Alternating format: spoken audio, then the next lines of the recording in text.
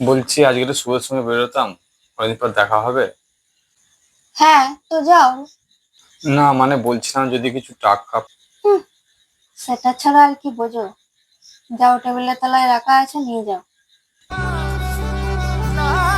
না, না ঠিক আছে, অন্য অন্য কোনো দিন অন্য কোনো দিন দেখা করে নেবো, ঠিক আছে।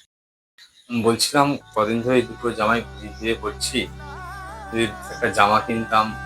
হুম, তুমি কিনবে জামা? টাকা আছে। আমি টাকা না দিলে তো একবেলা তো খেতেও পারবে না।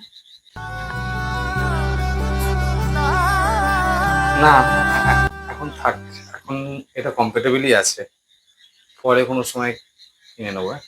থাক এখন। এই যে বাবা, তুমি আনতে গেলে কেন?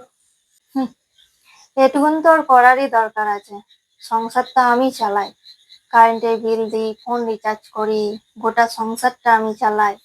আর ও তো কিছুই করে না। বাড়িতে একটু ফাই ফরমাস খাতে হবে না? খেতে গেলে তো করতেই হবে। না ঠিকই তো বলেছে। ঠিক আছে, তোমরা বসে গল্প করো, আমি একটু আসছি, হ্যাঁ আসছি। Sir please give me another chance. আমি কথা দিচ্ছি আপনাকে অনেক ভালো কিছু প্রোগ্রাম বানিয়ে দেবো, স্যার প্লিজ।